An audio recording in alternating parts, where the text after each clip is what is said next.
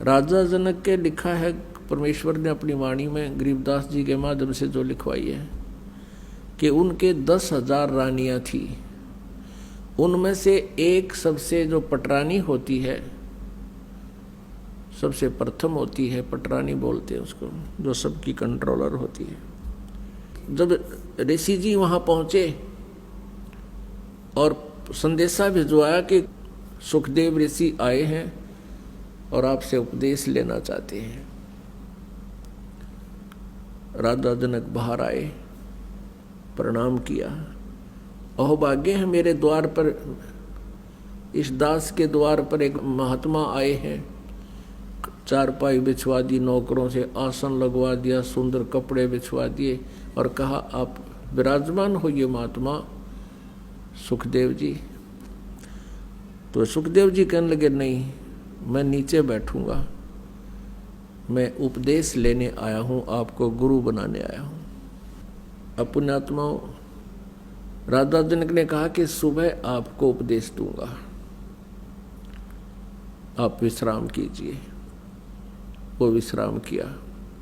सुबह क्या किया राजा जनक ने, अपनी सबसे बड़ी औरत को, यानी जिसको पटरानी कहा करते थे, उससे कहा कि ऐसे ऐसे एक ऋषि नाम लेने आया है, दीक्षा लेना चाहता है, उसमें अपनी एक सिद्धि की बहुत ज़्यादा प्रभुता मान रहा है, वो सिद्धि पाकर के एक बहुत अभिमानी बन गया है।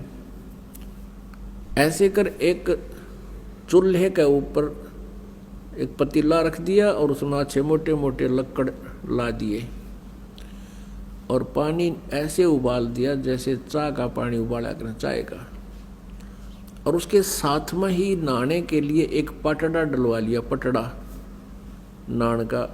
और सुखदेव ऋषि को सामने बैठा लिया कि बैठ जा महात्मा, मैं नहा लूँ, कोई फिर तुझे नाम दूंगा, स्नान कर लेता।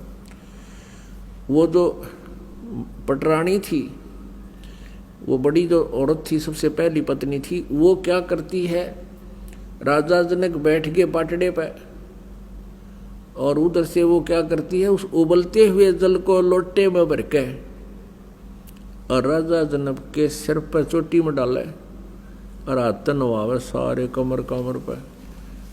और वह पानी उबलता न्यू उठा कर राजा जनक के सिर पर डाले और सुखदेव न्यू होवे। अब उसका न्यू होगी जलेगा, वह जितनी बार भी डाल वो न्यू होवे कि यो जलेगा।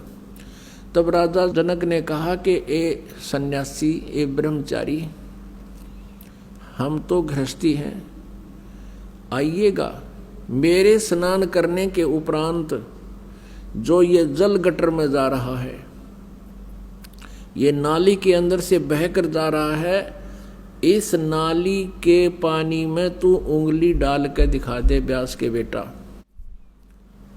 तब मान जाऊंगा तो किसा ब्रह्मचारी है। सुखदेव ने बोला मैं ना करूं इसी गलती, मैं तो उंगली दे दी तो सारे हाथ जल जाए मेरे तय। तो कहते हैं राजा बिहंस देई जब तारी, और कहता मुझे स्नान करावे एक नारी, इसके हाथ भी ना जलते, तू अंडी पाक रहा था। तो जैसा भी राजा जनक को ज्ञान था, वो राजा जनक ने अपने उस शिष्य सुखदेव को सुनाया।